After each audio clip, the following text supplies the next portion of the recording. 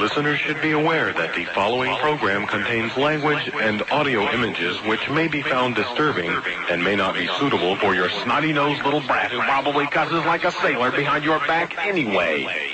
Parental discretion is advised.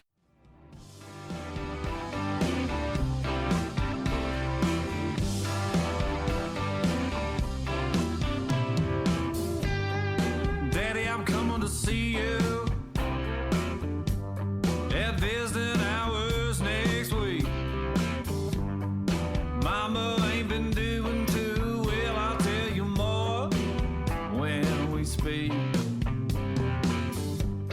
And Billy's loving high school. He's out there blocking for JV. I'm sure he's gonna come around by the time you give a least. It's Friday night, the inmates go quiet. Listen for a voice they know.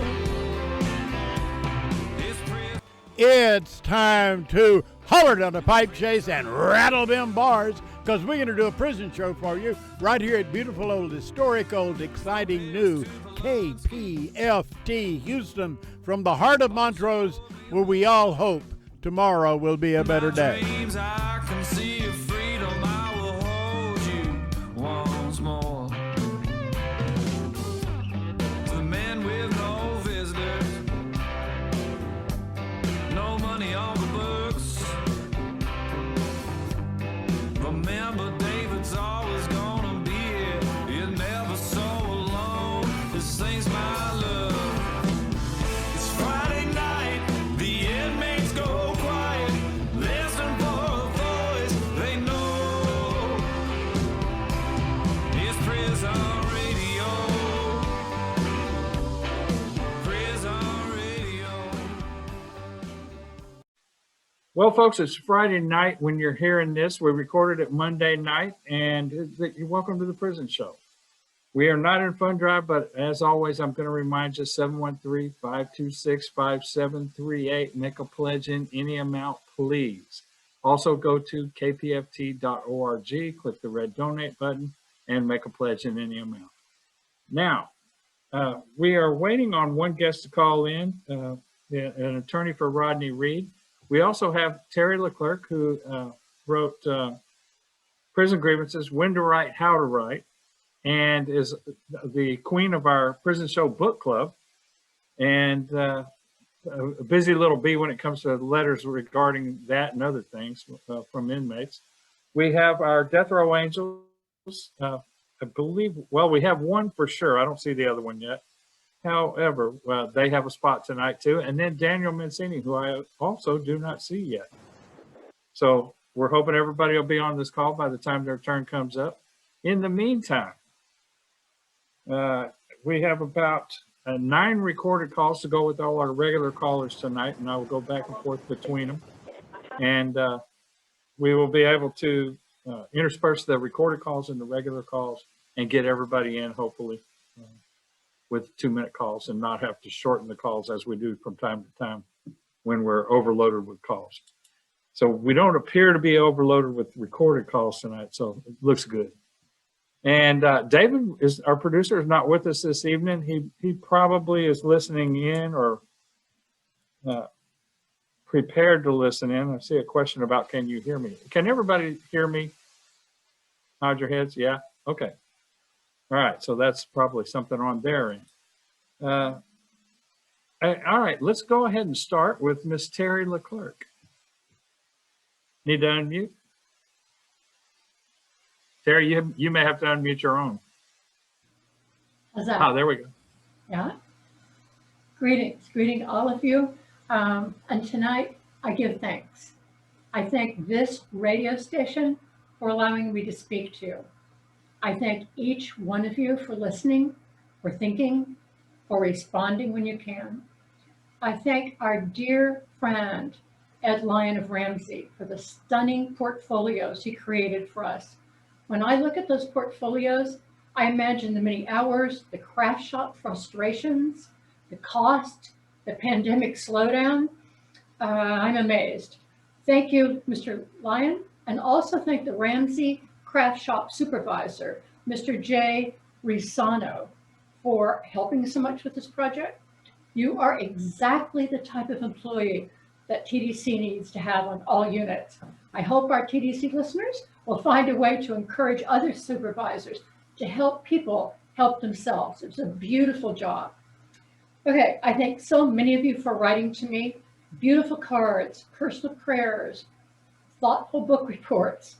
The Keeping Prisoner Family Together, KPTFT Book Club, is open to anyone who reads a book and writes to me about it. You write to me about a book, I'll write you back, I promise. It may take a bit in the pandemic, but I will write to you. And it's very simple. I don't care what the book is. I'll be interested in what you have to say, and I'll try to write back in some kind of articulate way, and we'll see. So the radio show book club is up and running, if slowly. Okay, some of you are a tad frustrated with the grievance process right now. I hear you. Everyone has a grievance. It's a pandemic, and you're stuck in cells. Lockdown after lockdown, Johnny sack after yucky Johnny sack. Here's one thought. If you do write a grievance, take your reader into consideration. He or she is having to read so many, so repetitious grievances. And frequently, the reader can do nothing about what you're complaining about. Indeed, the reader may have some of the same problems you're having.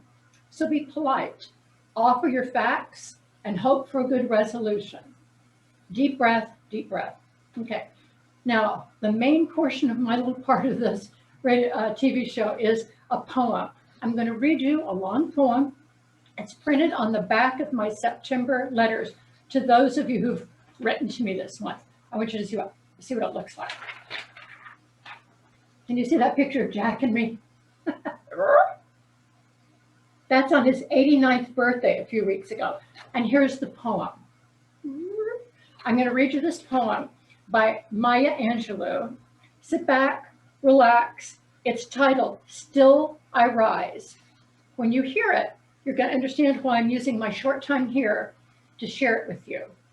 You may write me down in history with your bitter, twisted lies. You may trod me in the very dust, but still like dust I rise. Does my sassiness upset you? Why are you beset with gloom? Because I walk like I've got oil wells pumping in my living room? Just like moons and like suns, with the certainty of tides, just like hopes springing high, still I'll rise. Did you want to see me broken, bowed head, lowered eyes, shoulders falling down like teardrops, weakened by my soulful cries? Does my haughtiness offend you? Don't you take it awfully hard because I laugh, because I've got gold mines digging in my own backyard. You may shoot me with your words. You may cut me with your eyes. You may kill me with your hatefulness, but still, like air, I'll rise. Does my sexiness upset you? Does it come as a surprise that I dance like I've got diamonds meeting in my thighs? I like that part. Out of the huts of history's shame, I rise. Up from a past that's rooted in pain, I rise. I'm a black ocean, leaping and wide, welling and swelling. I bear in the tide. Leaving behind nights of terror and fear, I rise. In a daybreak that's wondrous clear, I rise. Bringing the gifts that my ancestors gave, I am the dream. I'm the hope of the slave. I rise. I rise. I rise. How about that? Yeah. Maya Angelou, and that's a reason you want to read poetry someday. Hey, I have miles and miles of literature I want to share with you. Maybe next time. I hope the units are opening up the libraries, at least little by little. And if not, I hope they're sending the carts around, even to the G5 and Ag Segs. Man, we need literature to allow for a mental escape. That's what literature is for. It opens our world, changes us from the one place we are to all the places where we could be in our mind. Literature, it's the key. Okay, friends, from our house to your house, let's all be thankful. God bless each and every one of you. Night. Well, now let me ask you a few questions. Sure. How many, even in this slow time, I'm sure you're getting a lot of letters, because we still are getting quite a number of letters. And you had mentioned about grievances, that people are upset with the grievance process. Does this include like staff telling them there are no grievance forms, families mailing in grievance forms and having them confiscated, things like that? Yep. Even worse. Yep. It's a like what- huge frustration. And remember this, there's nobody left in TDC.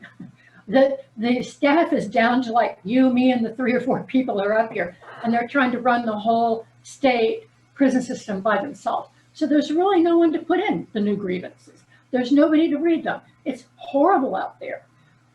I don't know if the pandemic is the excuse for that, or I don't know if that's the reason. I can't get into TDC's so-called brain to be able to tell, but it's horrible. I will say this, if you write a grievance and it is not answered in 40 days, you can write a step 2, period. That's the way the Prison Litigation Reform Act is set up, and that's the way TDC is set up.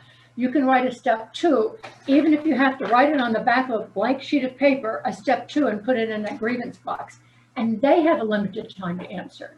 And get this, under the Prison Litigation Reform Act, if they don't answer, you can go to court if it's an important enough issue. So you really need to take a breath, decide if it's important enough to go through that process, realize the reality of this pandemic. I'm not getting my mail from UT because, among other things, they shut it all down so they can build roads. It's true. We can't get on campus because they've closed off all the roads. So there are all kinds of barriers to communication right now.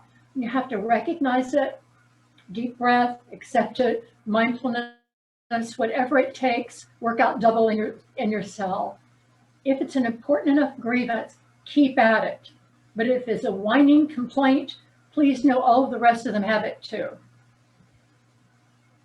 Well, okay, so all right, the reason I'm sort of dwelling on this is because we have some family members and listeners out there on right now, and Friday night we will have far more. And I want everybody to know that this is really what's going on. At TDCJ, going into pandemic was about 5,000 employees down. Right. And since the beginning of pandemic, they averaged between, about 900 and 1,300 more down because they're out sick with the virus. Right. And it has thrown everything, food, medical care, and the big phones. scare, of course, is medical care. So many of the families are terrified because their guys aren't getting their diabetic medicine. They're not getting their medicines on time.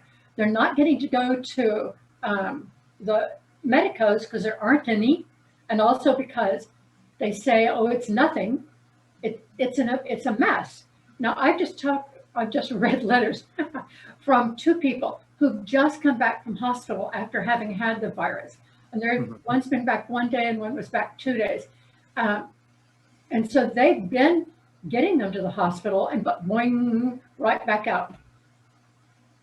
All right, so I'm giving my timekeepers that are after me about time getting short, I'm letting them know we're stretching because 2 of our guests are not on the call yet. Okay. So it gives me an opportunity. No, it actually gives me a good opportunity to discuss this stuff with you because you get a bunch of letters and it's the same concerns that we're getting. And, every couple of weeks, they let me go in the station for a few minutes and get our mail. I try and search around everywhere because there's always a big pile of mail on the table as well as in our mailbox. And so every now and then I find a couple on the table, but these same concerns, especially where grievances are concerned, especially where medical care, to me, that's my big pet peeve is medical, because of the fact that thousands of inmates have gone trying to get what is normal medical care that's, on their medical record and pick up their medications that they are prescribed and go, 10, 12, 14 days without their BP meds, 4, 5, 6 days without their insulin, can't get meds for pain that is real. You know, I even have a couple of cases where people had cancer. Yeah, right. One particularly, he was treated last in February, and then they found out he was getting out I think in September or October, and they stopped treating him. He didn't get another treatment. This is a sin against humanity. It is, yeah. Oh, absolutely. Okay, on those grievances that are medical, and if you have somebody on the outside, you write your grievance with the date on it. You send a copy outside. 40 days later, when that hasn't happened, then the loved one on the outside can write the OIG, I guess, or to Huntsville Step 2 and say, this is what is happening. This is a near-death situation. Do something. Okay, I'm going to strengthen that a little because I have some emails for people that need to hear about this because they're in a position to do something about it. And of course, it's Director Collier, but also James White, who sits on the board.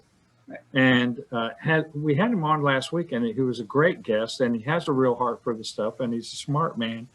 And he agrees, largely with the things we're saying here, how we get around, how we get to a solution. We may all have different ideas on, but we all know there's a problem, and he readily admits there's a problem here. So, I want these things to wind up in the hands of the committee as well as just the warden or just the ombudsman, and we can also send these things to Miss Walker, who is real good about following up on them. Is she good? Yes, she is, but not that we always like the answers, but that's not her fault. Right. The investigation is what it is. And also, most of the time, we have to triage all of these whining complaints. And I understand, believe me, I'm here whining myself. Whining complaints clog up the system. Yeah. How can we triage somebody who needs cancer when on top of his litter are 15 complaints because their celly stinks? Yeah, oh, I know. Where is common sense? As an inmate, I was my own worst enemy, and in being my own worst enemy, I was also, the worst thing going on for everybody around me. Just like the other people I know that would write what you and I would consider a frivolous complaint. Now, if you're sitting there 365 days a year, your complaint does not seem that small to you. But for God's sake, put it in the context of what you see going on around you. The actually sick people, the actually elderly and infirm, the actual diabetic not getting his, the actual cases where yours might be able, if you could live with it for another month without it being too big a deal, do that. Because there are people literally getting sicker and dying as we speak because they're not getting medical care for months on end, or not getting their medication for days on end. And I would like to add one other quick little thing. Speaking for the families out here, if you have problems, if they're serious, you should tell your parents, your loved one, or whatever. But for heaven's sakes, don't get all of us terrified because you have an infection in your foot. What does that mean? Does that mean that you really have an infection? Does it mean you stubbed your toe? You get us so scared and we don't know what to do. It's so upsetting. Make sure that you're honest with us so that we can respond appropriately. Yeah, please don't send me a letter with a bunch of BS in it trying to get attention to your issue. Just tell me the straight truth, because then I can put it in context for whoever I need to contact. And I'm not going to ignore your letter, but I am going to put it in some order where somebody with stronger criteria gets their email sent first, and your email will get sent, but it may not be till next week. Right. We get a stack of letters every week, and I've been out of town about 10 days out of the last 2 weeks, and I am way behind, and I'm still trying to get back in the station and get the more current mail, because it's been almost 2 weeks now since I was in there, a week and a half, 2 weeks, almost 2 weeks. So it's not that anyone, guys, ladies, families, whatever, we're not ignoring you, we're caught in pandemic and our systems are failing in the same way TDCJs are. And it's a terrible situation for everybody, but we have to, really, this is when we have to really use our critical thinking skills about how we handle things. Critical thinking skills. I know that's not a big topic anymore, but they're still nice to have. It is for me too. Yeah. That and mindfulness, taking each minute as it is, rather than bringing in the past or anticipating the future. Mindfulness. How are you right now, and what can you do about you right now to make your life better right now? Well, I see. I'm still looking for our other two. I'm happy to have had the time. Thank you. I'm happy to have your 2 cents in on this, because you do get a volume of letters, so which makes you a large point of contact for people on the outside. Otherwise, they're writing home to mom, dad, their wife, their husband, whatever. And those individuals don't come to us as a group, One other piece of advice I'd like to give right now during the pandemic. I get an awful lot of letters explaining the case below, explaining how they didn't do it or why their lawyer was bad with it. And I appreciate those. I really have a lot of sympathy for them. But right now, how about the person who just got taken out of hospital but still has COVID? That's kind of important. So let's try to see a larger perspective. Another thing, and I'm glad you brought it back around to COVID, because Linda, my Linda, her son was diagnosed with COVID. He didn't get sick. He just wasn't really sick. He was just not feeling well and stuff. And he went through his quarantine period, got tested, got his results, quarantine period and everything. Went back and tested again, and they said, you can still test positive and not be contagious, which, I don't know about this. To me, it sounds very squirrely, but, they said that the virus could be active in your nose for months, which I've never heard of this. But now, now there's one more thing I'm going to have to go look into, because I'm sure it's happening. Wearing a mask. Wearing a mask, for God's sake. Yeah. All of you should be wearing a mask every opportunity, Washy. And washy. Wash your hands. If your partner touched it, wash it. If somebody else touched it, wash it. If you touched it, wash it again. Because that's the only way to beat this thing. That and the social distancing that you are able to do. And, I see families all week, every week, pushing for reopening. And they're living in a state where reopening has scuttled our efforts to beat this.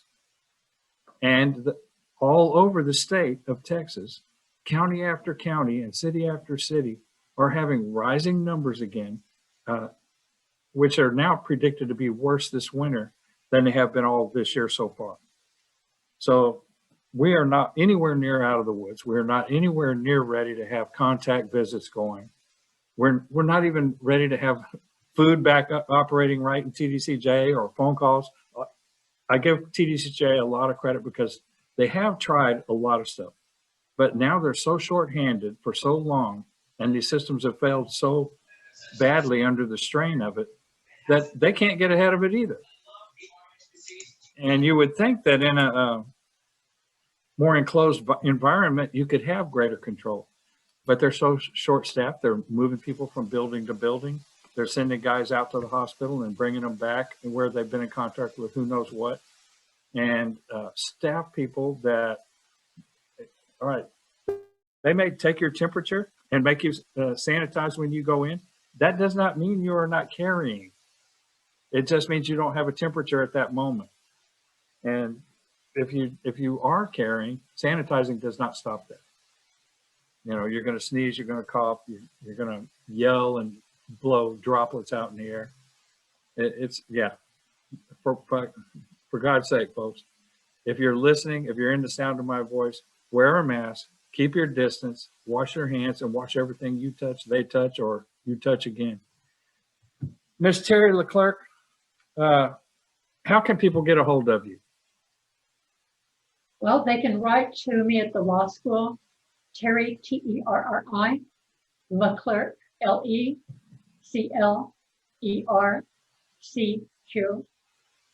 727 East 26th Street, 727 East 26th Street, downtown beautiful Austin, 78705, 78705.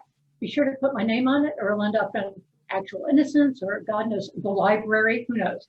And just be patient because I can't get into the building. Okay. I need to let our timekeepers know we still are missing 2 guests. So I'm about to move to Sharon and ask Sharon to help us out a minute. I need you to talk to us about 5 minutes and update us on what's going on with the calls. Terri LeClercq, thank you so much. As always, gracious, wonderful guest. And our best to Jack. Indeed. Thank you. I'll tell him. What is he, 117 now? I think he's a little younger than that. He just keeps having birthdays. Yeah. Good. Don't we all? Don't we all? Amen. Well, thank you. Uh-huh. Sharon. So what do you want to know? Well, you know, all right. So we had, well, here's somebody trying to call me. I can't take their call right now. Bless their hearts. All right. So the calls were once every Wednesday and everything. And then TDCJ took, a couple of weeks off and then decided they were going to only have them every couple of weeks. And then they had a little stutter step up in there one week and went to the next week. What's your take on this? I mean, is it just a scheduling issue with them or? I thought that the phone call was they were very much in control of it, of what we could say and what we couldn't say. And that's because they took the platform over from us. So, everybody was muted upon entry and, the first call, they limited what we could ask only relating to the questions that or the updates that they gave. This last call was a little more relaxed. I did not think that they would let us say anything. They did let us say a little, but we're still at that point of, give it to us in an email that never gets answered. So really all I ever hear is visitation. We're not even there, not in the near future. That's really the only consistent thing I ever hear. So yeah, they've been steady about that all the way through. And right. When we had James White on last week, he's the state representative, folks, and he's the chair of the corrections committee, and corrections or criminal corrections, chair of the corrections committee. So he's very interested in all this and everything. But he basically said the same thing, that it's not part of their discussions yet, and that they're looking for safe ways to do it. And he in his thinking, he thought they should model it on something like the convalescent homes for seniors, that sort of thing, where it's a closed environment more or less, and they can restrict what goes on in it and everything. And I'm sure that's what TDCJ is looking at. And now that it's happening out in the community a little more, I'm sure it will eventually move up their ladder of things they're going to consider. But it seems to me like that's still, at least several months away. And I know families hate to hear that, but it's just been so long. And I think the mental well-being of our loved ones on the inside is so much at risk, because I don't know, I can't even imagine being locked down for this long. It has to be really, wearing on them. And now they are getting more pads into for visitation, but still, I just think that touch is so important. And, we're almost going on a year of none of that. So, and the food, yeah. Johnny Sacks, at first, that was one of the biggest problems we had. But then as other systems started to fail, the Johnny Sacks started seeming less important. Some of the guys started at intermittently sort of being able to get commissary. And I've gotten a bunch of letters from people that say they're not even trying to get TDCJ food anymore because they're just eating out of their locker, you know. Yeah. And you can't blame them. No, you can't blame them. And, you know, I think the calls, I do think that they'll get less and less until maybe eventually they don't report back to us at all. I hope that I'm wrong, but I don't know. I don't really see, I just don't see we're getting anywhere.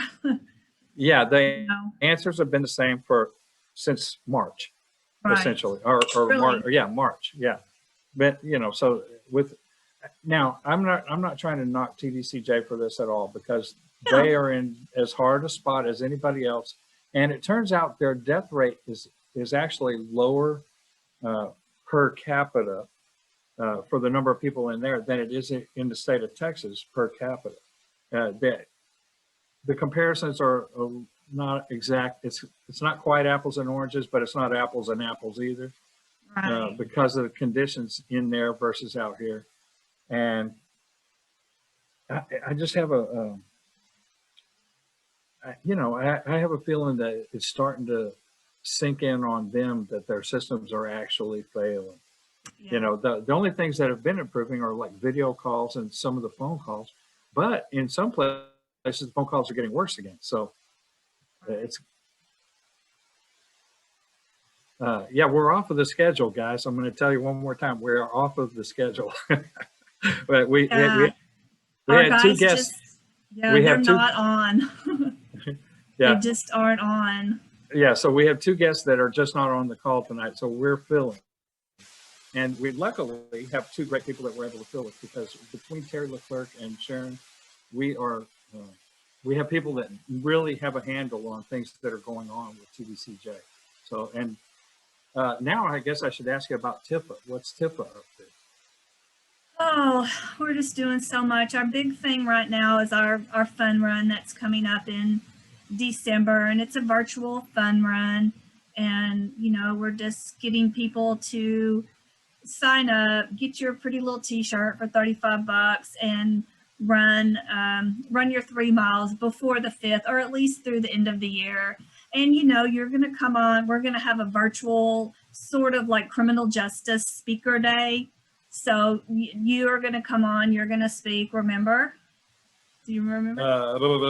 Yeah, you remember. Yeah, so y'all are coming on. So we're just getting different nonprofits on to come on and just, you know, talk. They can talk 15 or 30 minutes, whatever they want to say. So if anybody, if you know anybody that wants to come on and just talk about the system, we're just going to have it going from 10 to 4 on Zoom all day long. If you would shoot me another email about that with the details on Okay. it, because I don't know what I've done with the other one, and I know how to search my email, but not always effectively. Right. And it depends So- on which email I email you from. Uh-oh, don't Yeah. throw that in. Yeah, for sure. But so that's really the big thing. The Christmas cards, you know, we had an amazing fundraiser with our artists from the inside. Amazing. And we just sold Great so many- results. Yes, we just sold, I think, like 560 packets of Christmas Wow. cards. The profits are all going back to buy denture cream, and we made so much money on it. We're going to go ahead and get hygiene products, and it's all going through the chaplaincy department. So they'll have the denture cream, and then they'll have shampoo, conditioner, toothpaste. And Jennifer's like, well, what about a toothbrush? I was like, girl, you can't have a big toothbrush. So that's really exciting that we're able to get that into the chaplaincy department for the indigent inmates. So that's really cool. You know, I did my time in California, and I saw so many shanks made out of long toothbrushes, and it took them, I'm not even sure how long. It must have been going on for years and years, you know, and then finally they started with the little shorties, you know. Yeah. And yeah, anyway, another story. So, and we're still waiting. I'm glad. Yeah, we're still waiting to see what's going to go on at the Capitol. We've reserved the steps for our rally on March 9th, but we were told just be prepared for that not to happen. So I think it's going to be a weird session this year, but we're still pushing some bills. And Do you think they're going to let you go to their offices? If you take the precautions, like going to a doctor's offices now. You get your temperature, yeah. sanitize and all. The place the guy that I talked to reserve the steps, he said that they're putting plexiglass in. He just says he doesn't think that there as many people are going to be able to come in, but he says they are putting in the plexiglass where you will be able to come in, but that's right now. And I heard today that some of the schools in Austin closed because of COVID. So are we back at that place of closing down? And well, I mean, it sure looks like we're heading that way because the number of cases, Texas is the first state to go over 1 million. Right. That's 1 in 29 people for anybody that doesn't know. That's 1 in every 29 people in Texas effectively. And, things are out of hand and out of control. I've said it before, we could have hard shutdown, like give us a week to prepare, everybody shop and stock up, and then a hard shutdown for 6 weeks. It would have crushed the spread right at the outset. And we could have done, a little damage control after to keep it from getting anywhere. But as some countries have, successfully. So in our rush to reopen, in our rush to make money and over people, we have brought ourselves to a place where we're about to have to do it again, I'm afraid. They're talking about it here in Harris County too. I know. So I'm glad I'm not there. I'm glad I left y'all in Harris County. Well, yeah. Well, all right. Well, I want to thank you. I've got to move on now. We have our Death Row Angels coming up, and they're, they've been bumped back a little because of the schedule change tonight. I hope, I don't know, while they're doing their thing, I'll check my notes and check my calls and everything and make sure I don't have something from one of our other guests. But okay, I did. Thank you so much. You're welcome. I did get a message from David while a little bit earlier, and he just says, fill it up. Well, that, Yeah. Ray always told us, be ready to do 2 hours of radio because you never know what will happen. Yeah. And we've, David and I both live by that, and the Prison Show gang has too. And on Zoom, this is kind of the first time this has happened to us on Zoom. We've missed like one guest here and there, but to have 2 missing in one show, it's 25 minutes to make up, Yeah. All right. So Sharon, thank you so much for coming on, and thank you for answering the questions and everything. You're welcome. And I sure appreciate you helping us out with the recording of the thing too. Here, you just tell me who to unmute. Okay, Danny and iPhone, Miss Linda down there. Miss Linda, who after 2 years now of Zoom calls can't rename her phone? Okay, I will do it. You don't need to. She got you. Well, Okay. Danny, we are super happy to have you back. Thank you. Well, I need to touch on this. How are you feeling? How are you doing? I'm feeling a little bit better. I'm getting there. I do need to have surgery, so I'll be out again. I don't know when, but it'll be in the near future, hopefully, so I can get it over with. Mhm. Get it in the past. Okay, but you're recuperating well for the point you're at now and Yes. holding your own? I'm holding my own Okay. and all right. complaining about it every single second. Well, all right. I'm normally I try and cut you down to 3 or 4 minutes, but since you've got complaining to do too, I guess we'll just leave you at the 15-minute mark, you and Miss Linda. And I want to shout out and say hey to Rev too. I see Rev down there. Oh, Shout yeah, out to there's Rev. Hello there. Howdy, howdy. Hi, Miss Rev. Linda. Hi there.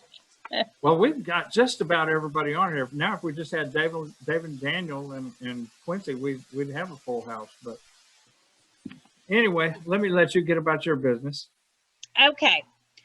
Good evening, everyone on Texas Death Row. Wanted to remind everyone that we're recording this early on November 16th, and as usual, things will be coming out during the week, and we will be getting that information out to you if something comes up.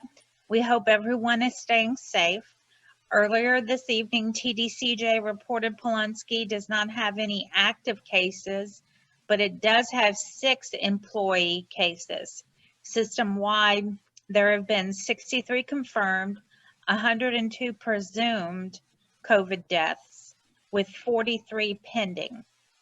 And as a quick reminder, since this is coming out on November the 20th, on November 21st is the deadline for the stimulus payment. So if you know anyone that's doing this for you, give them a quick call and remind them that the 21st is the deadline. There is some sad news since we were last on. John Hummel has been given another execution date. So right now there are 5 scheduled executions. The next execution is Blaine Milam on January 21st, 2021. And as usual, send the governor's number to all your friends and family. It's 512-463-2000. Blaine was convicted out of Rusk County, and some people have been calling the DA. We encourage anyone who would like to call the governor and the DA of Rusk County. Like we do every execution, regardless of the circumstances. The prison show will be out covering Blaine's protests and all the protests. If you're in the Houston area or the Huntsville area, please join us at the Huntsville unit. Remember, no voice is too small. I cannot stress this enough. If you want to see an end to the death penalty, get up and do something about it. I will continue to quote Dr. Martin Luther King Jr. Whatever affects one directly affects all indirectly. As of today, the execution schedule is Blaine Milam, January 21st, Edward Busby, February 10th, Romero Ibarra, March 4th, Romero Gonzalez, April 20th, and John Hummel, June the 30th. In other news, Ruben Gutierrez, you were scheduled for conference at the Supreme Court on September 9th, October 9th, October 16th, October 30th, November 6th, November 13th, and now you have been rescheduled for this Friday. Rigoberto Avila, on October 21st, the Supreme Court granted your motion to delay the distribution of your petition from October 29th to December 3rd. Ronaldo Denise, the state submitted their brief in opposition to your petition at the Supreme Court on October 30th. Jamal Howard, on November 12th, the state submitted their brief in opposition at the Supreme Court. Paul Story, on October 20th, the Fifth Circuit denied your motion to supplement your record. Brandon Daniel, on October 20th, the state submitted its opposition to your motion to amend your petition in the district court. Abel Cruz Garcia, on October 20th, you submitted a motion for discovery in the district court. Don Falk, on October 21st, the CCA denied your motion to amend and supplement your application for writ of habeas corpus. Arturo Arnanda, on October 21st, you submitted your application for COA and brief in support at the Fifth Circuit. Joe Luna, on October 22nd, the Fifth Circuit affirmed the district court's denial.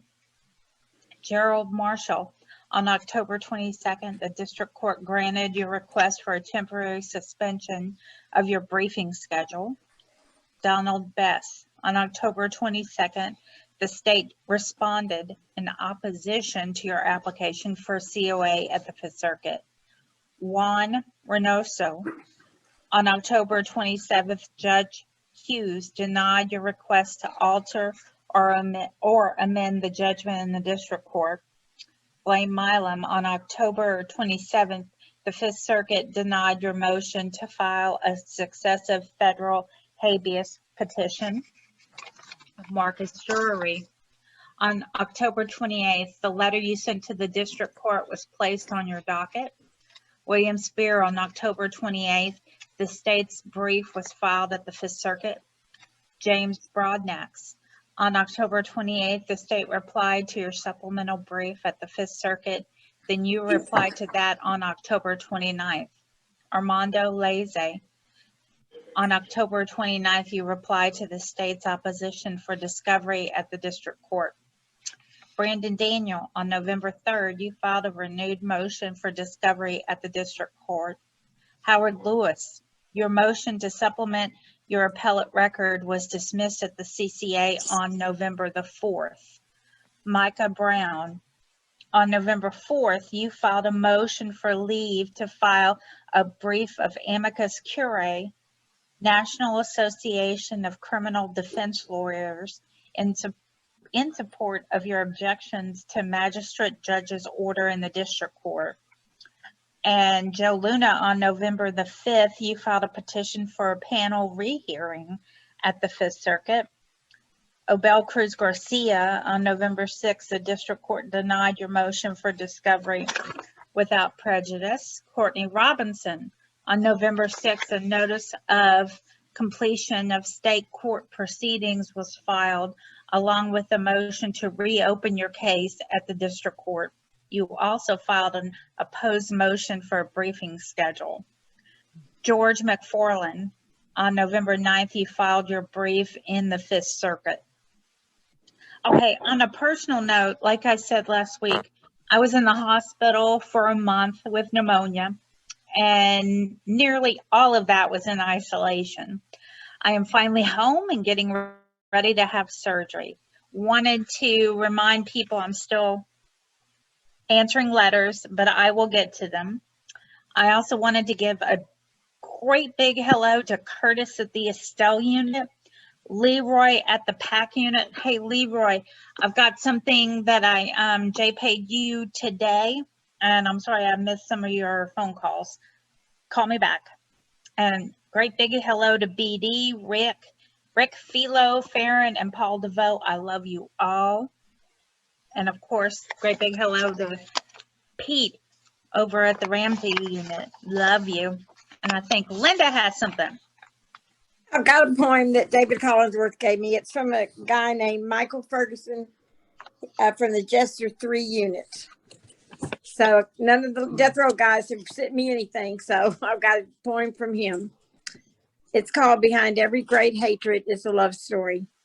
For I am a man who has tasted love. I say a man because that is how I know myself. Look at me, and what do you see? Do I not take the form of a man? Do I not feel as you do, love as you do, mourn as you do? What is the essence of a man, if not these things? In life, I was a father, known and respected. Twice I would, and twice I was wed. And although these unions came to naught, each was in its final measure as a matter of regret. I lived in some a life. As a grown man, I mislaid the impulse like many people. I would say I was a non-believer rather than I gave little, if any, thought to celestial concerns. It did not seem to me that God, whoever he was, would be the sort of the God to take an interest in the trivial denial of a human. The sort of God that the affairs are that this fact released us from the duty to go about our lives in a spirit of decency to one another. It is true that the events of my life brought me into a state of meaningless despair, yet even in the darkest hours of my life, the hours that to this day I dwell in, I blame no one but myself. I simply wanted to be loved. That's the point. So, Well, Miss Linda, you and Danny both, y'all both get a lot of mail. just like we do at the station, just like David does at home, you know, just like we all do. And I wonder what are the, you know, like some of the biggest concerns that you folks are hearing, you ladies are hearing. The food, they complain about the food. Well, yeah, and that is totally understandable because months and months and months of bad food. Now, On top of years and years of bad food. yeah, I had one complaint, which really concerned me. Medical. He did something to his foot, and he had a bone sticking out of the side of his foot, and he went weeks without a doctor doing anything about it. They just left him in a cell with the bone sticking out.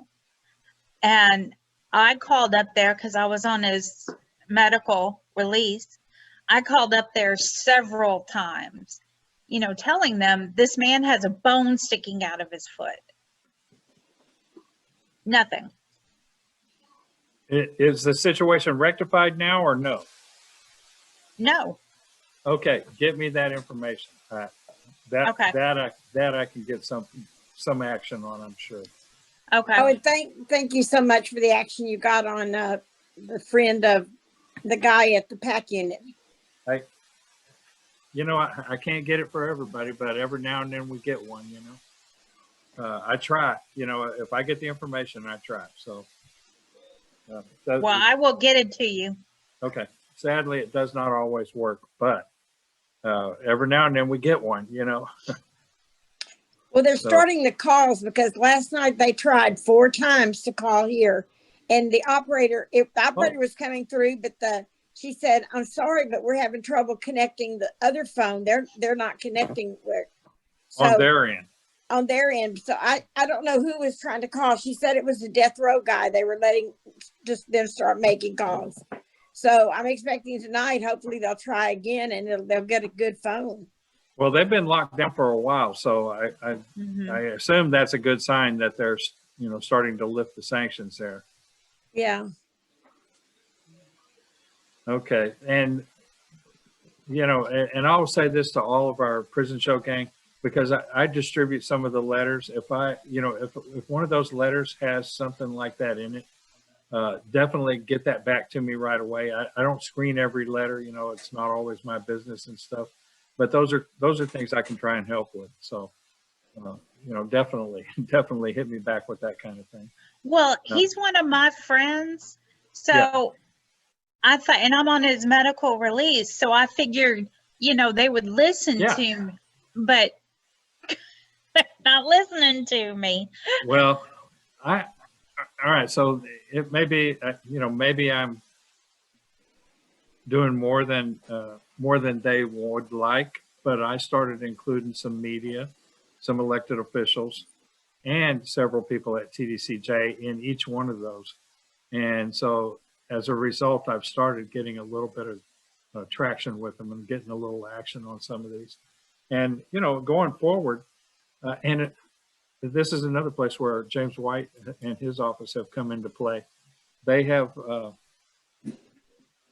you know, they've asked questions that I think might have gotten things, because they're, you know, I'm down here, you know, and then TDCJ's here, and then, you know, and then those guys are here above TDCJ a little. So maybe that little pressure is adding up. I hope, you know. I'm not trying to get anybody, you know, to lose their job or anything. I want them to do their job. Right. You know, I'm not hating on anybody, but I want it to happen the way it's supposed to happen. And I have another question real quick. Have y'all noticed anybody or heard of anyone that's on the visitation list but cannot order an e-com? Yes, I've seen a couple of complaints about that in the last, well, maybe 4 or 5 in the last 2 months, I'd say. Okay. It may be more widespread because I only get this many letters out of this much TDCJ. So.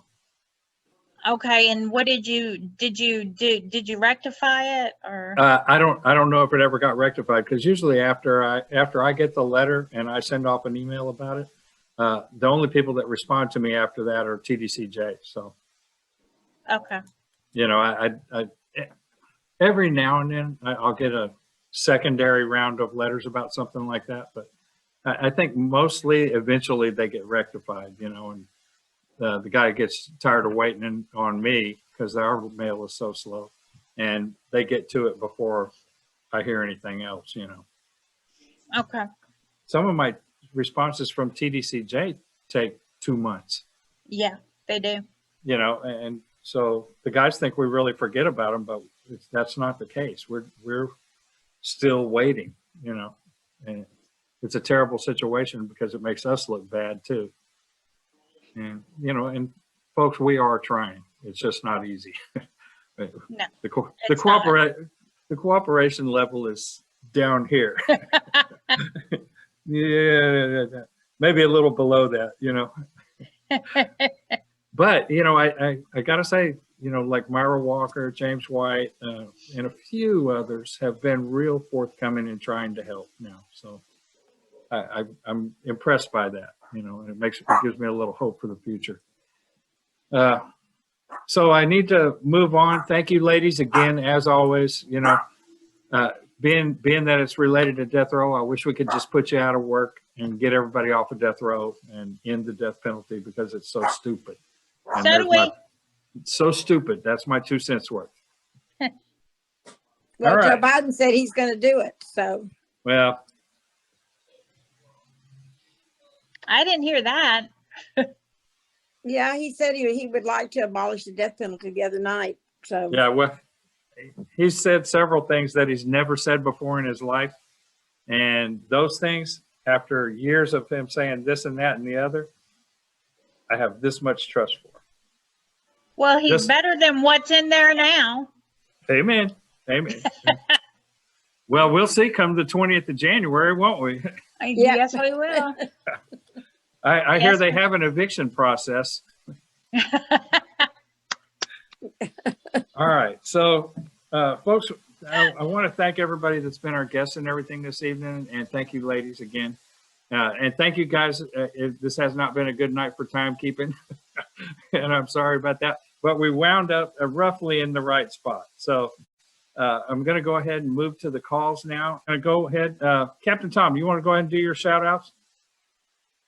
There we go. Now I want to shout out to my incarcerated veterans and my homeless veterans. I've got Leroy, Adam Walker, Eric Robinson, Eugene Salazar, Carlos Garcia, Anthony Romero, Carlos Herrera, George De La Rosa, Thomas Harris, Rolando Patlin, Shannon Doet,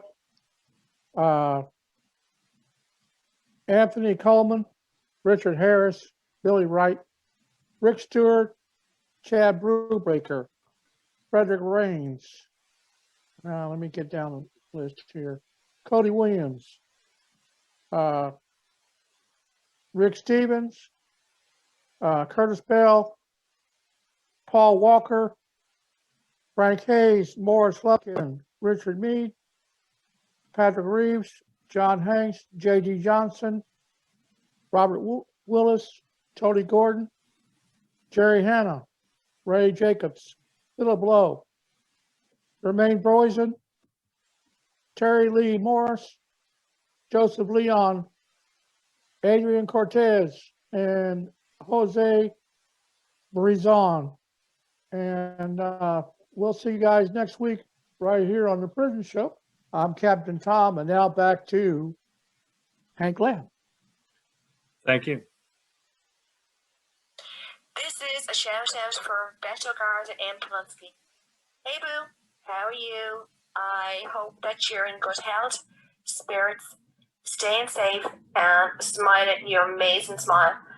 I want to wish you a happy Thanksgiving, and I want to let you know how grateful and thankful I am that you are sharing your life with me.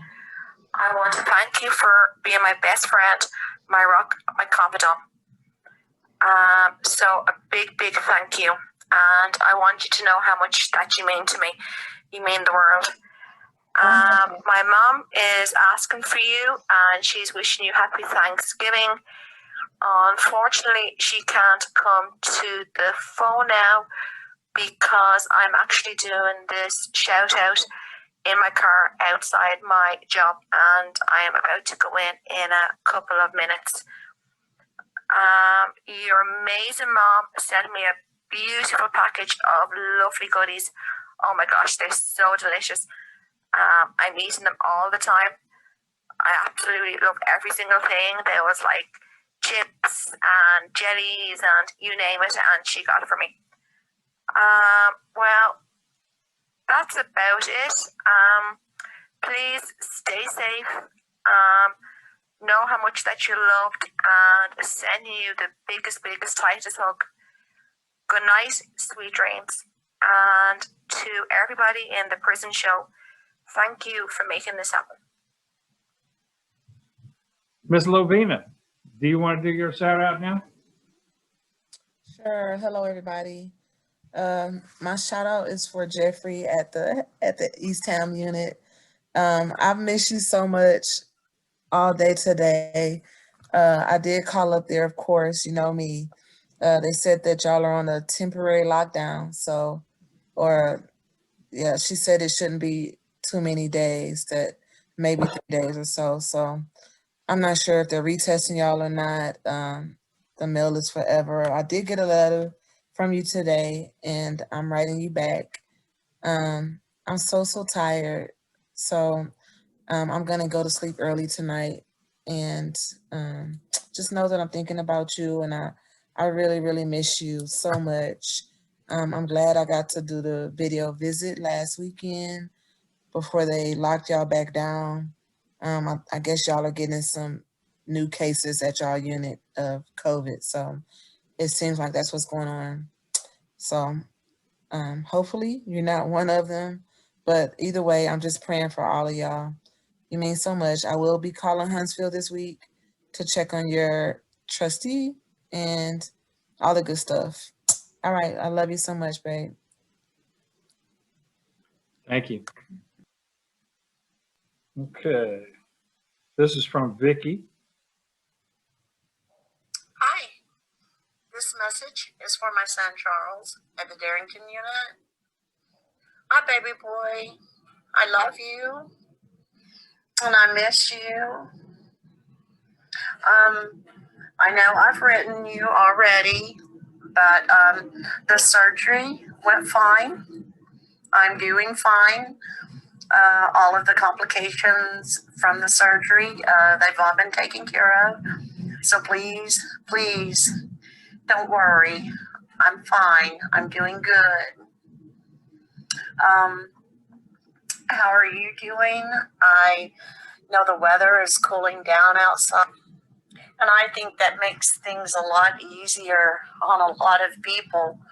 Sometimes that heat is just brutal. I would like to also say hello to Chris and to Popeye and anyone else that just needs to hear a hello. Hello. Oh, baby boy. The holidays are going to be upcoming. Well, within a couple of weeks, we got to start Thanksgiving, and there are many, many things this year to give thanks for. So just, y'all don't forget that. Okay? All right, my baby boy. I'm going to go now. But I love you, heart and soul. Sending lots of hugs and kisses. Good night, baby boy. I love you. Okay. Diana, how you doing? I almost thought I saw you crack a smile. There it is. Hey. How you doing? It's good to see everybody. I'm okay. It's good to see y'all. Much better now that I got to see y'all. I've watched some of the recordings, but I've been missing the recording itself. So I just wanted to make sure that I got here tonight. I did text David earlier, and he said it was on his way to Atlanta. Mm-hmm. Yeah, so thank you for everything that y'all do, and tirelessly. Y'all just do this tirelessly, and I just want to thank you, everybody. I send a shout out to my son Johnny over at the Polunsky unit. I'm so glad that we got to talk today, mijo, and that we got to talk the other day. It had been, a few weeks that, from the lockdown, so I'm glad you're off. I hope that you can call me tomorrow. Just know that I love you, that I pray for you every single day. And I can't wait until I get to hug you. I miss you so much. Please stay safe, everybody, all the guys, y'all stay safe. We're praying for the whole unit. We're praying for all the units here in Texas. And I want to send a shout out just to all the guys at the Kingdom Brawlers. I know that y'all can't get together right now. I just want to send a shout out to y'all, to Robert Valle. And also want to ask if y'all could say a prayer for Jacob Blackman's family. Jacob passed away on the 3rd, and there's a second looker. And if y'all could just please say a prayer for his family. And touched a lot of lives. Jacob, you touched a lot of lives, and you're going to continue to touch a lot of lives. Thank you I just want to thank him, because he wrote a book, Captured by Love and Forgiveness by Jacob Blackman. And if you could read his book and send it back into the prison so that other people can read it and be encouraged of God's love and forgiveness. And so, mijo, I love you so much. I hope that we can talk tomorrow. And everybody, thank you. Just again, I can never thank you enough. And I'll be here. Thank you. Thank you.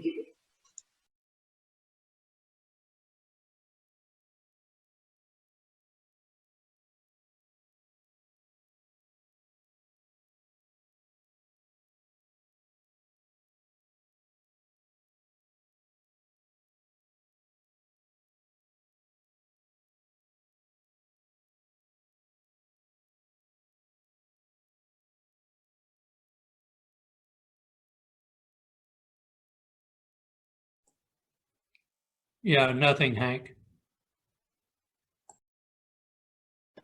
You're mute, Hank. Hank, unmute. Unmute.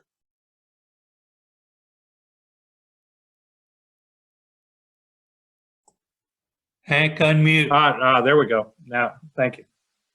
Okay, let's try that again. I'm having enough trouble with my phone. Don't give me computer trouble too. Good morning. This shout out is for Hola, mijo. It's Monday the 16th at 9 a.m. And I will be heading off to the office here shortly. It's a beautiful day that the Lord has blessed us with. I received your letter for Grant on Sunday, and I texted it to him. He was up in Corpus, seeing Elma for his birthday. And he should be by the office here this week to pick up his card. I told Vanessa that you had sent her card over to Tia Rosas, so she'll get it when she gets in on Thursday. She comes in with her 3 children. Nicholas is already here from college, and Amanda made it home safely from Mexico with her husband, and Tia Patty is home. She got in yesterday at around 3 p.m. So she's home. Everybody's home already, and we should be having Thanksgiving dinner at church as usual on Wednesday, the day before Thanksgiving. But that's fine, and we're all good, mijo. We're all fine. I received your letter that tells me that you went to the Estelle for the eye exam. I was surprised. That was quick. You just didn't tell me when you're going to get the glasses, or I thought maybe you just didn't know when. But I'm glad that you got seen, and I love you and I miss you, mijo. Cuídate. I'm wishing everybody a happy Thanksgiving. I sent cards out to the guys and to you last week, and I love you, mijo. Strong turkey hug for Thanksgiving. We will be going to church for Thanksgiving on the day before Thanksgiving. They're having a dinner at church, so we'll be there for turkey dinner, okay? Sending a strong, warm turkey hug, lots of kisses, and lots of love, mijo. And I want to thank everybody that makes this possible. Happy Thanksgiving. Bye, mijo. Okay. Reb, do you want to do your shout out? Yeah, I would. Thank you so much. I want to give a big shout out to the ladies on the row up in the Mountain View unit, also at the Polunsky unit, to Big G, Bigfoot, Patty, D-Lo, Debo, Ram, Atlas, and Juju. Also want to say a big memory thank you to Bandit, Larry, and Ruben. You guys take well, or be well, and certainly stay safe. Thank you, Hank. Thank you. All right. Have I muted? I haven't muted, have I? This message is for Rudy Madrano at Polunsky. Hey, how's my favorite fella? I hope you're well and that you have a good week. So it's Monday 16th, which means back to work for me. Actually quite looking forward to it for once. I'm assuming your guys' lockdown is over now, so I'm hoping you've been able to get outside in the fresh air and catch up with everyone. I sent another letter out to you this morning, so I think if I remember rightly, that should make about 5 snail mail coming your way, all with photographs in. The little parcel you have coming, I checked on, it cleared customs here on the 11th, but says it's due to get to you around December 2nd. Nothing major, but call it a really small early Christmas present. Crazy how different this year has been.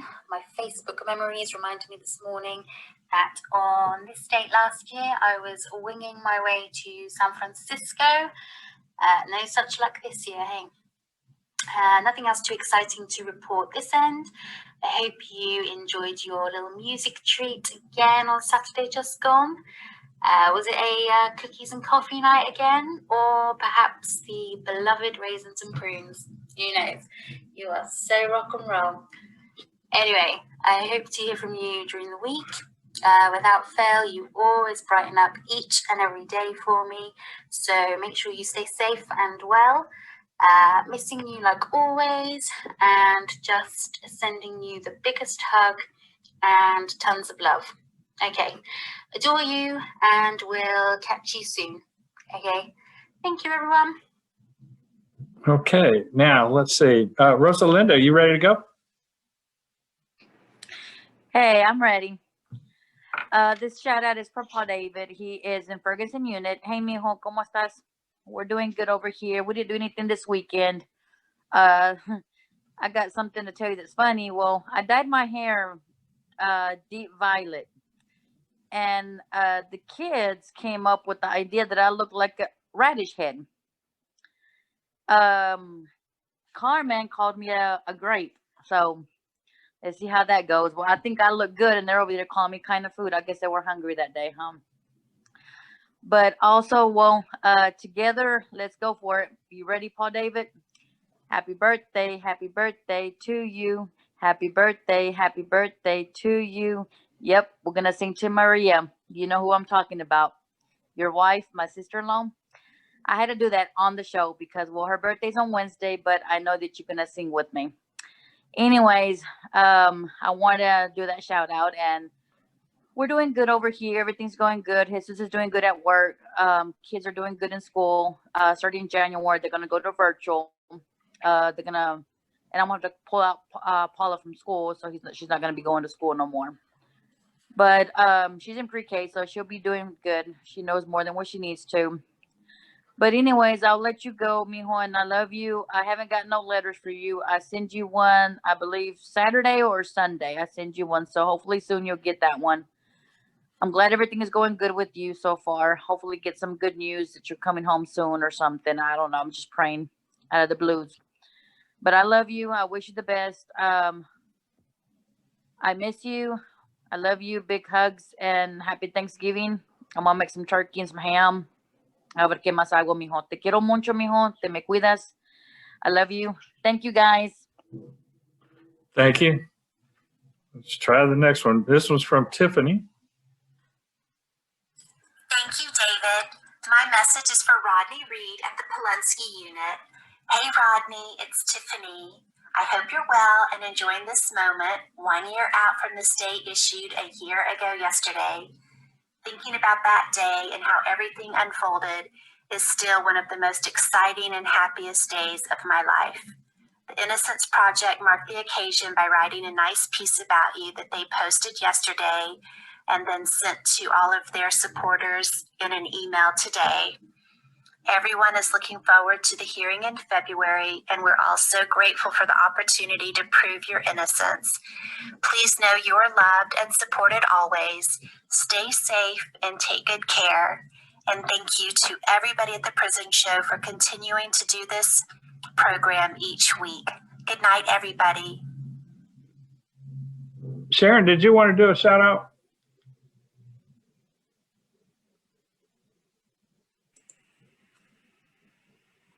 I don't really know anybody. Okay, I know who I can shout out to. Let me shout out to Lewis White on the Vance unit. He's my side man. I'm his side chick. I hope he's doing okay, and all my guys on Ellis. His wife knows. Oh, okay. Well, you know, I don't want anybody getting in trouble. Know. You never know. You never know. Never know. Hey, James. All right, so on East Ham. Oh, and all right, so from Tom says James Webb on East Ham. Hi, James. Hey, Tom. All right, thank y'all. Let me see here. See if I can get my little technological wizardry going here again. This one is for my husband, James Christopher. Happy birthday to you. Happy birthday to you. Happy birthday, my baby. Happy birthday to you. Beep-a-da-beep. Hurrah! I know I can't sing, but someone had to do it, so who better than me? I hope you had a good day today and that my card and your little present made it on time. I love you so much, and I can't wait till the day that we can finally celebrate this together. I will drink one for you tonight, and I hope to see you soon. Bye, baby. All right. And then now I guess we're ready to go to Miss Judy. Good evening, everybody. I am calling to shout out to Rodney Reed. Hey, R, I love you, miss you. Happy Thanksgiving. I was able to do a partial care package order on Saturday. I sent you the list of items in a JPay this morning. So you'll get that probably before you hear this message. I tried to go on today to see if there was anything updated, and it's saying you can just have deposits again. So I'm not sure if that's because I placed the order on Saturday or if you're all back on another lockdown. I certainly hope it's the first. I'll keep checking and place another order as soon as there's some more options. Batch number 62 will be on its way to you by the time you're hearing this shout out. As of today, Monday, it's 55 pages with lots and lots of pictures of Bentley. There are a couple of really cute ones of Avery and Bentley together, and I can't wait for you to see them. I sent them to your mom too, so that she can see them and have them. I sent them on her phone, so she's got that.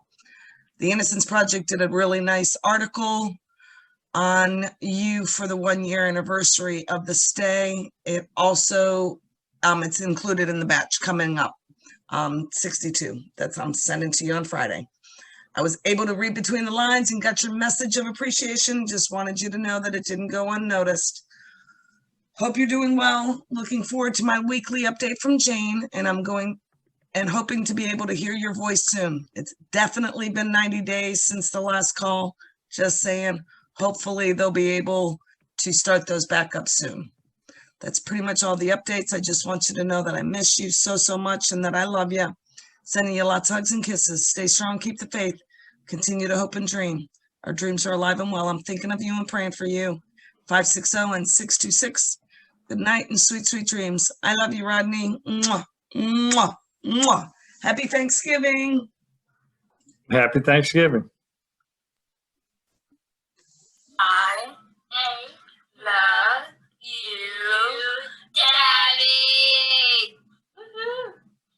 Besitos. Besitos. What's that you doing? What's up, Loco? This message is for my husband Preston at the Win Unit. Honey, I was just calling to let you know that I love you and I miss you. And Junior was able to go ahead and we're gonna use a spare tire. I have to take the tire to Walmart, and I'm about to send him to go and get my sticker for the truck. So I love you and I miss you, and I hope you have a good day. Talk to you later. Bye-bye. Okay, Mysterious Mike, are you ready to do your shout outs? Yeah, I'm ready. I'm right here. Okay, I'm going to do some shout outs to the guys of Texas, Dennis Hope, Jamie Cuppett, Stephen Russell, Guy Alexander. Shout out to Michelle Bateman, Manuel Marino, Michael Marino, Haas, K Money, Jovan, Philip Perez, Philip in Dallas. Tasha wants me to do shout out to Payday, Oz, Thomas, Matt. Shout out to Michael S. Garcia, Juan F. Carlos Esparza, F. Bernard, Howard Pruitt, Jose Herrera, Edward Rees, Adam Wilkerson, Barry Barrett. Shout out to Alexander Medina. Shout out to Samuel Harris, Robert Satillo, Raymond Lee Cart, Bill R. Sims, Edward Dale Harmon. Special shout out to Clarence Lee Bowman. Hopefully you're getting better. Shout out to Stephen McGee, Leo Caballo. Shout out to John R. Green. Shout out to Donald Grissom, Robert L. Allen, Thomas Ramirez. Shout out to Kenneth Keble, Samuel Harris, Wayman Spriggs, Christopher Dye, Fred D. La Raza, Roland G. Lopez, Juan Lopez, Ernest Matthews. Shout out to Robert L. Allen and Joseph Johnson Jr. And now back to the sacrificial lamb on the world famous prison show. Not only world famous, I think we're the oldest radio show in Texas. And I've looked around for older shows, can't find one. So I think we may have that new title, oldest radio show in Texas. 40 and a half years now. Not bad, not bad. And that's thanks to all the people that call in and donate to KPFT at 713-526-5738 or go to kpft.org and click the red donate button and make a pledge in any amount. If you can do like $5 a month, yay. That's what we need, a bunch of stuff like that. Meanwhile, I want to thank the whole gang tonight and all our guests for stepping up and helping us through a little bit of a troubling period. We don't have our producer here, first off. And so Sharon stepped in. She's doing the recording of the show and handling the Zoom aspects of it and became a guest on tonight's show. And, we want to thank Terri LeClercq again, too. Meanwhile, we've got one more recorded call here. Hi, presenter. This is Kathy, and my shout out is for Randy Strickland on the Polanski unit.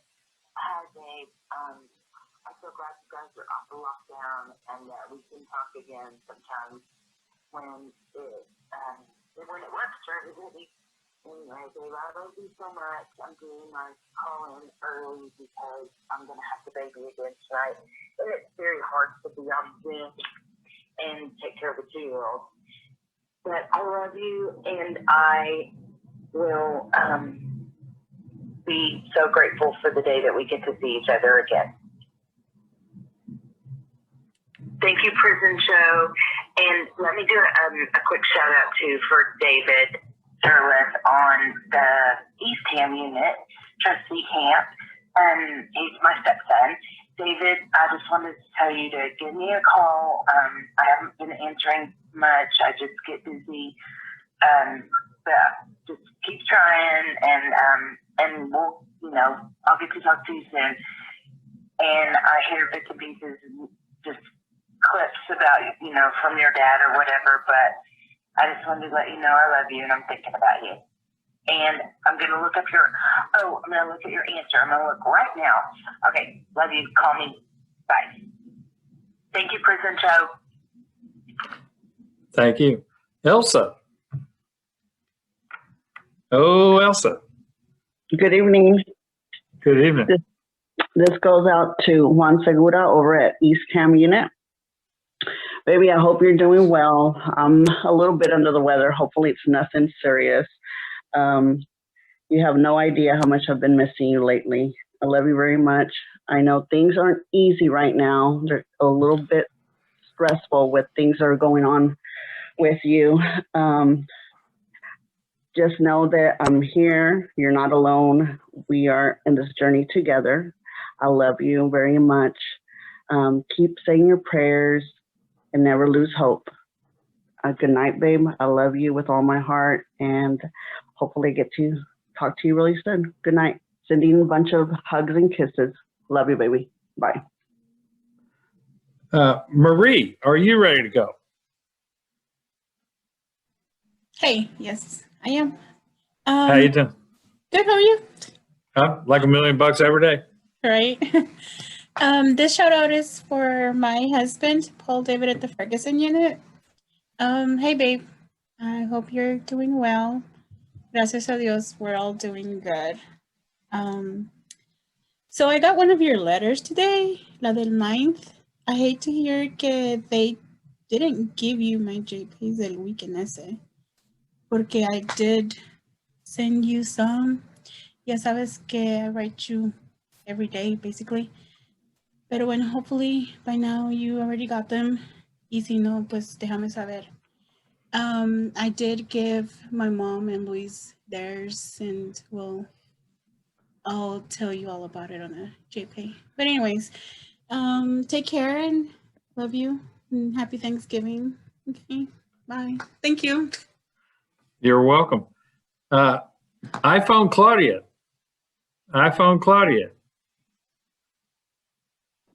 Hi, good night.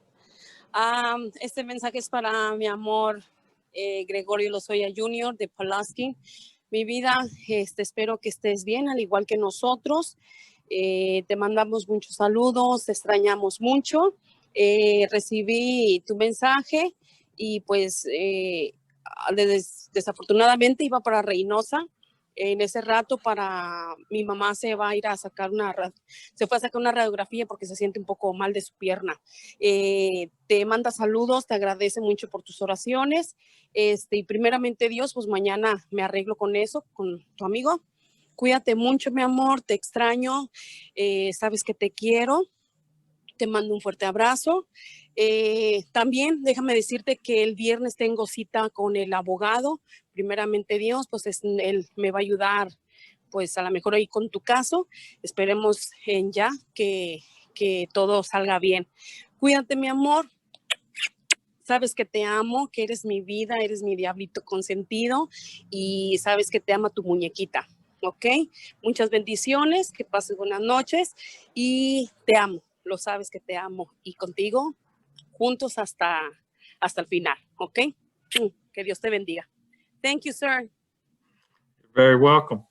Bye. Good night. Melissa. Hello? Hello. Hi, how are you, Hank? I am like $1 million. How about you? Good. I am 100 as well. Yeah, hi. So my shout out is for Cyrus at the Win Unit. Hi, baby, it's Kitty. It's been about a week and a half since I've heard from you. I'm losing my mind. I just hope and praying to the universe that you are okay. I feel a letter coming though. I do feel it. I'll probably pray you every day again this week until I get one. Vita's birthday was on Saturday, and we're both still recovering from that. I'm making dinner for us right now, and she did want to say hi. Hi, Cyrus. What's up, dude? Awesome. Thank you for being so good to my kitty. I appreciate it. We love you. And I just wanted you to know that I think about you every second of every single day. I love you, and I'm so thankful for you. You make me feel so lucky. I hope you're staying warm. It's finally cold here. I miss you so much, and I love you so much. 2 more weeks until I'm able to see your face again. It can't come fast enough. I'm sending you love and strength always. Thank you, and I hope you guys have a wonderful night. I hope you guys have a great night. Thank you so much for everything you guys do. Well, thank y'all for calling in and everything. Shoot. You know, people thank us on here all the time. And, you know, for all of us involved in the show, it's a labor of love. And if we never got a thank you out of the whole shooting match, it'd be okay with me. Hey guys, this is Amy calling with a big happy birthday shout out for Big Sid, aka Lewis White on the Vance unit. Baby, I love you. I can't wait to celebrate your next one out here in the free world. We will do whatever your heart desires. I hope that our son Joe gave you a big spread last night and you enjoyed yourself as much as possible. I love you very much. I will talk with you soon. Take care. Happy birthday. Mwah. Miss Gwen. Can you hear me? I can hear you, but don't Great. use any of those words. I don't ever, unless my kids make me. Uh-oh. And it's never a really, really bad one. It's a little bad one. Okay, this is for Jason out of the Darrington unit. Hi, honey. How are you doing? As always, business first, which is always a repeat of last week and the week before, but I know how relieving it is for you to hear that everybody out here is doing good. Your mom got her birthday card and a letter a day or so ago. She was happy to hear from you and excited to get the birthday card. Also, Dawn asked me to tell you that she is always praying for you. Honey, you're covered in prayers all the time. I know that you can feel them. I hope that you've been getting some good sleep this week with the cool temps. I turned off the AC Sunday morning, opened the windows and the patio door, and they haven't been shut since. And I don't plan on it for now. Hopefully the AC won't need to come back on until next year. But who knows?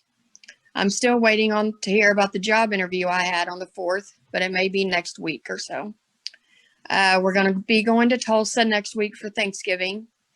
I'll be thinking of you all that day and of when we can have our Thanksgivings together.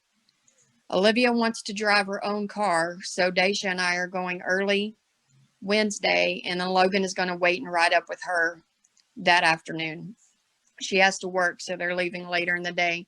So if you would pray a hedge of protection around them as they're making the trip, it's about 7 or 8 hours. I'd really appreciate it. I can't wait for your turn to come around for a phone call. I have a question I want to ask you when you call. It's not that big a deal. I just want to hear your answer in real time. I don't want to wait weeks. I want you to know how much I love you. You're so important to me. I'll be forever thankful that you chose to be different and let me go through this with you. I'm going to go now. I love you and I miss you so much. I'm sending you lots of hugs and kisses and sweet dreams every night until you're home. Good night, baby. I love you. Thank you. Thank you. Thank you. Cecilia.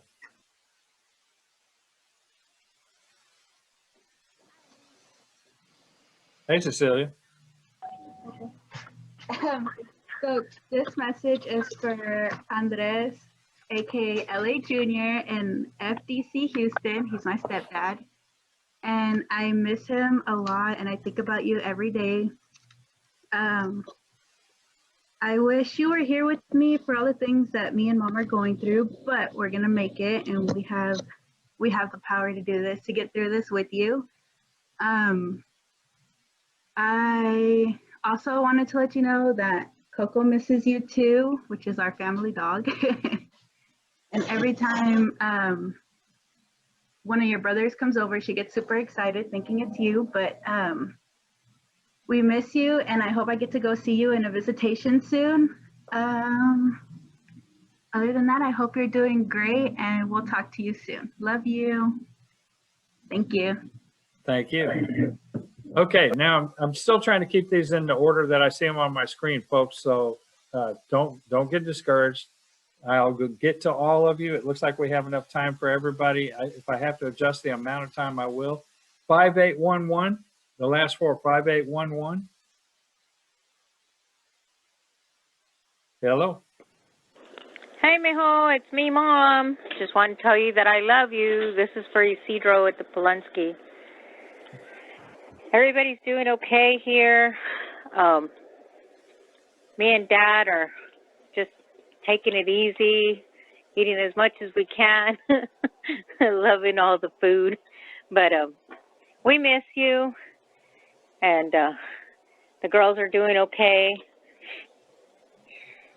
Your cat, he's just getting chunky, and the dogs are doing well.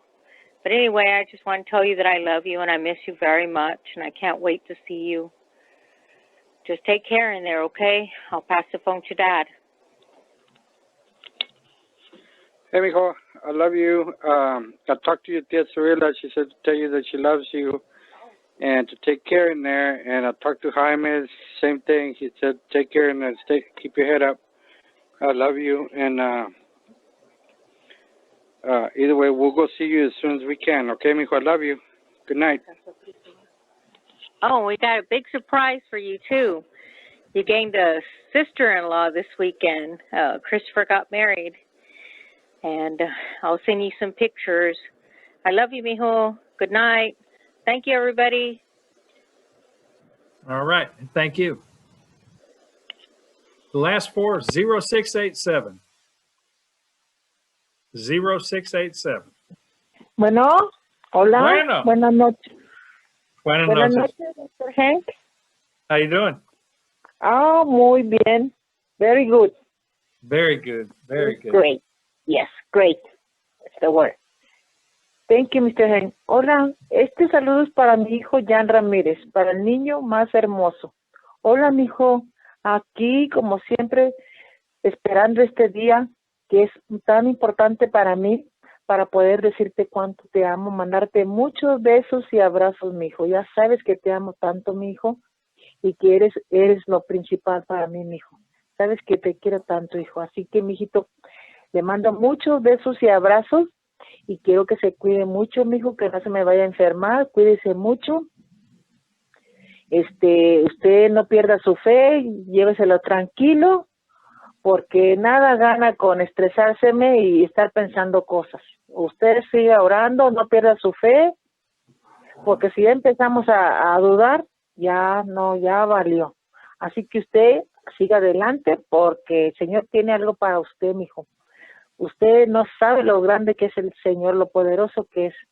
Anoche estaba hablando con mi hermano, con su tío Beto, y le estaba contando, ¿verdad?, de todo del Señor del coronavirus y todo, y le conté de ti también, de tu, ¿verdad? Y me dice, hermana, Dios es maravilloso, Dios es maravilloso. No te conoce, hijo, pero te manda saludos, ¿verdad? Así que, mijito, échale muchas ganas y adelante. Usted siempre dele gracias a Dios, dile gracias a Dios, aunque esté bien, aunque esté mal, aunque esté triste, siempre tenga una palabra para Dios, sus alabanzas a Dios, no lo deje. No sé, porque no me ayudó, que no, mi hijo, no, mi amor, usted siempre alábelo, dele la honra y la gloria siempre a Dios, siempre désela, porque Él es primero. Así que, mijito, te amo tanto, hijo, cuídate, te mando muchos besos y abrazos, y cuídate mucho, no te vayas a enfermar, salúdame a los muchachos, diles que les mando un abrazo también a ellos, que es a Félix, a Edgardo y a Jobs, hijo. Diles que sigan adelante, que no pierdan su fe, ellos también, hijo. Y que siempre estoy pensando en ellos también, siempre están en mi mente ellos, en mis oraciones. Ok, mijito, cuídese mucho y recuerde que lo queremos mucho y lo amamos. Su hijo está bien, no se preocupe por su hijo. Está creciendo mucho y se parece igualito a usted. Y gordito se está poniendo mi niño hermoso también. Aquí, hasta pronto, mijito, te dejo. Dios te bendiga y te guarde siempre. Gracias, Mr. Hank, por el programa. Dios me lo bendiga y me lo guarde. Buenas noches. Buenas noches. Gracias. Hasta pronto. Gracias. 6657. Last four, 6657.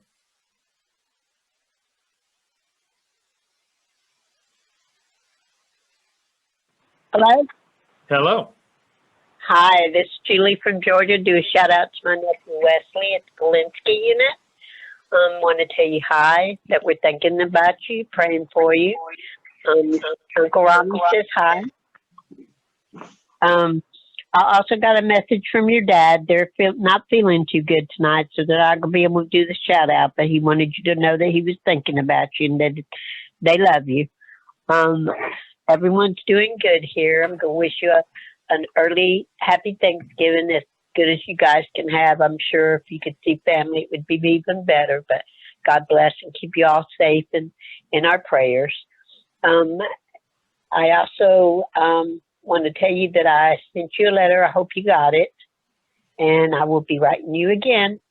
And I guess that's it for tonight. But I will be calling again. And Mr. Hank, I'm sorry, I did not write down that phone number right to make my donation. Okay, it's 713-526-5738. 713-526-5738. And we sure thank you for anything you can do. Okay, I felt really bad because I couldn't make it because I just wrote it down wrong. I was trying to hurry up and get off so everybody else could talk. I'm not worried about it at all. I thank you so much. Okay, thank you guys. Y'all have a blessed Thanksgiving. Oh, you too. Thank you. 9113. 9113. I hear you. Hello. Yes. Hi. Hi. I wanted to shout out first of all to Joseph Lopez from his sister Velma and his brother-in-law Johnny, my family, wanting to say hi. That we miss him. We're thinking of him always. Take care of yourself. We've got you in our prayers all the time. I want to just let you know that you're constantly in my prayers. I want you to know that we don't forget about you. That, just because we don't write every time doesn't mean that we're forgetting about you and stuff like that. I always pray that God is taking care of you, everybody around you, and that you guys stay safe. Everybody in there with you is safe from this coronavirus that's going on. We're safe out here. I just want you to know that we're all okay. Me, the kids, and we're fine. We haven't gotten sick. We're taking really good care. Johnny's still working. Just wanted to give you a shout out, letting you know that we love you. We're always thinking about you. We're always talking stories about, all the times we had together. And Hank, I wanted to say thank you. I had never heard of this before, and this is awesome. Having a show that we can actually hear things going on, as well as giving shout outs to our loved ones. Well, you're very welcome. This show's been on the air for 40 years. I was saying 40 and a half years now. Yeah, I was that. Wow, that's amazing. Mommy. You guys do awesome. Thank you so much. Mommy. Thank you. Joseph, we love you, and have a wonderful night. You got somebody else that wants to say hello there, don't they? No, it's my little one. He's bothering me to get into the bathtub already. Oh, well. Have a good bath, boy. Yeah, he said have a good bath. Okay. Thank you very much, everybody. You have a wonderful Thanksgiving. And Joseph, I hope to be hearing from you soon, and you will be hearing from me shortly. 9643. 9643. You're on. Hello, Hank. Yeah. Hello, Hank, Mysterious Mike. All the rest of prison show people. Hey, man, how are you doing? Well, I'm going into surgery Friday morning, heart surgery. So I thought I'd better try to get through the night while I can. Hello, Clarence. How you doing? All right, brother. Hello, Clarence. We're glad to hear from you. But right now, I want you to know I'm mad as hell. Uh-oh. I don't care what nobody else say. Do not parole or release to San Angelo, Texas. They don't need death row in Huntsville. They got death row right here in San Angelo. A partner of mine just was released after doing 17 years on 20. He has heart surgery, and the doctors told him out of the parole office to remove the bracelet off his ankle because it was giving a negative charge readout on his monitor. So the doctors cut it off. Parole officer come back out and put it back on now. So he cut it off. They come back and put it back on his ankle. So the doctor called Austin. Austin called office here in San Angelo and told him to take it off his ankle. An hour before they could get out there to take it off, the boy died because of overcharge of electricity going through his body. See, people think these braces on your ankle don't give out a charge, but they do. You know, I'm kind of halfway. I can't speak like I want to because it's more than 7 deadly words. Oh boy! But I want you to know I'm kind of hot. I just celebrated my 72nd birthday this past Thursday. So the good Lord has blessed me to come through 72 years. But I go into surgery Friday morning. I want all you brothers on Pulaski and Styles, you know, that know me. Know them think about y'all, man. You know, I can't call all y'all name right now.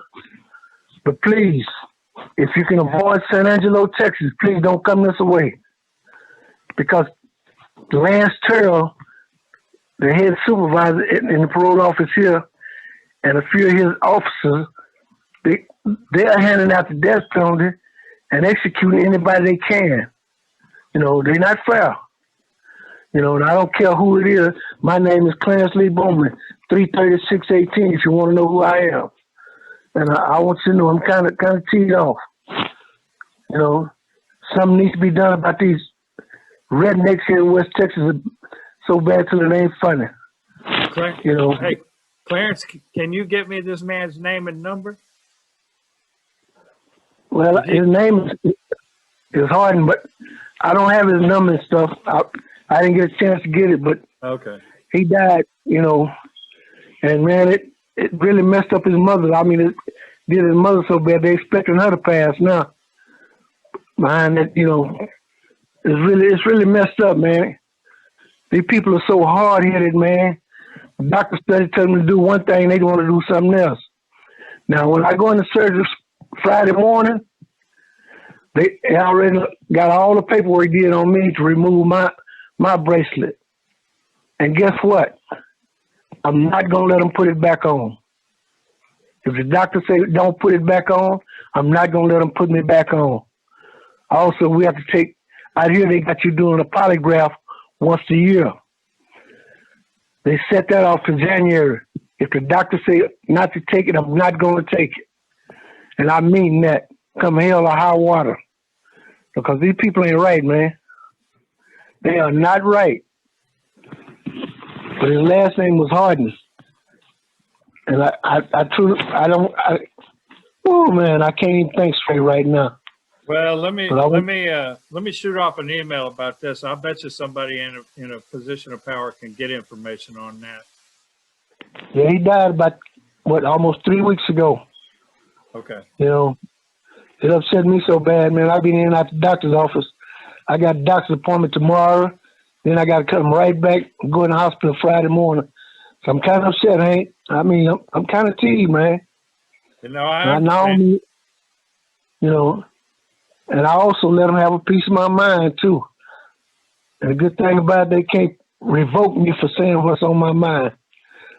I told them just how I felt, and they could take 2 rolls, maybe 2 cases of toilet paper, and wipe me with it, because that's just the way I feel. You know, because it's not right, man. They want to mess old people out here. They're not in a position to be punishing us. They're in a position to supervise, you know, in case something happened. You know, and everybody's, man, they got dudes out here on months, been out here on months 6 years, man. You know, and I don't think it's right. Every little thing. Well, but, you know, Clarence, we love you. We got to run. I will write an email about that and see what I can find out. All right. In fact, you can call office here in San Angelo, and they'll give you his name and number. Well, I don't know. Once they pass away, usually I have a hard time getting anything. But I know somebody that probably can. All right. The last name is Harden. Okay. Y'all take care. God bless. Man, you know, hope I don't have a heart attack before I get in the hospital. Well, y'all take care. You calm down, do what you need to do, and get through this so that you can call us the week after your surgery. All right, I'm gonna try to. Amen. All right, brother. Y'all, all right, y'all take care. Thank you so much. 5032, our last caller, 503. Oh, no, our next to the last caller. 5032. Hello? Yes, ma'am. Can you hear me? Yes, I I can. just want to give a shout out. I want to give a shout out to my brother Arturo Garza in the Polinsky unit. I want to let him know that I sent him a letter on Friday, and including some pictures. So I hope he's doing good.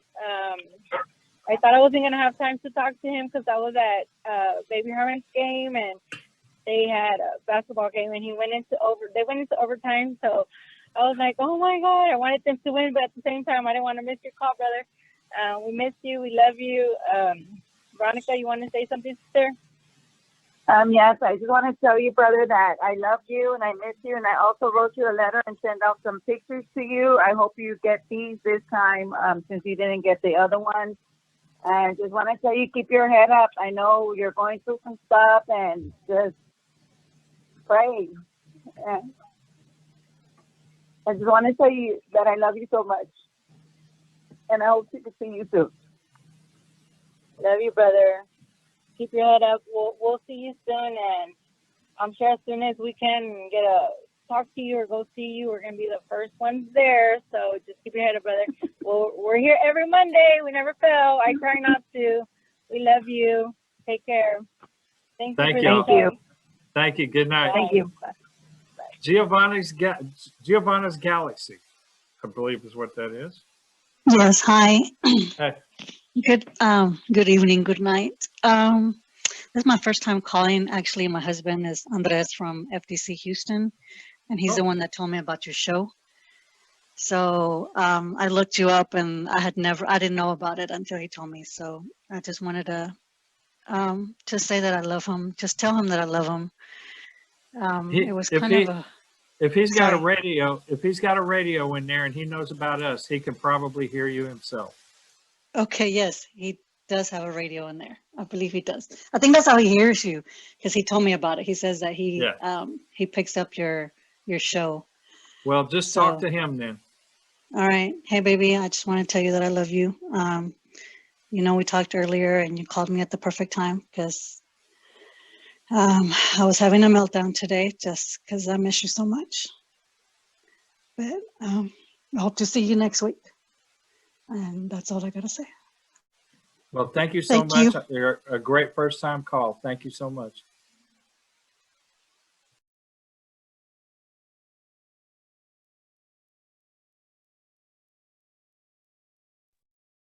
Hank, you're muted. Hank, you are muted. There we go. Am I unmuted now? Yes. Okay. Stacy's your last caller. Oh, Stacy just came on. Okay. Stacy? This is to my husband, Sporty Black at East Ham Unit. Hey, sweetheart. It's our Friday night blues chaser. By the time you get my kisses from Virginia to Texas, the brief soothe of our whispers will have quieted. Yeah, baby, it's a Monday night, and I'm kissing you, so you know I'm still on cloud nine, having you all up in my ear for 5 minutes. Yeah, it didn't even feel like 5 minutes. It seemed quicker than that. Yeah, baby, you sounded pleasingly upbeat and most importantly healthy, and it's my duty to remind you to stay geared up with these precautions because Texas and some other states are getting some pretty serious COVID reports. They even got prisoners moving bodies to mobile morgues there in El Paso. So yeah, baby, mask up and wash.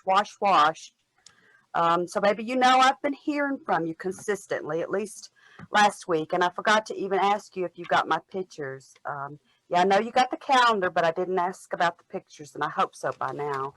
I'm getting your burr weather here. Yeah, turkey weather.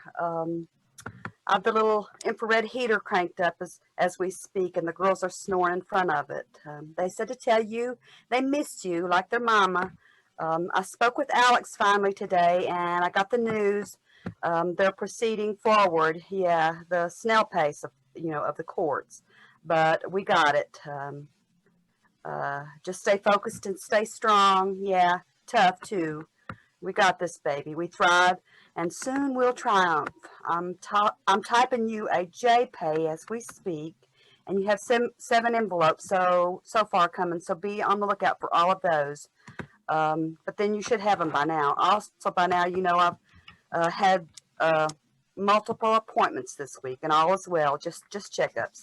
So yeah, baby, this is kissing you deeply, hugging you up, and holding you across these miles, letting you know, as I whispered in your ear, that I love you so deeply and I miss you greatly.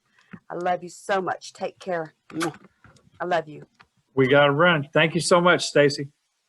Thank you to everybody. Stay tuned for Rebel Radio. Bye, everybody. Bye.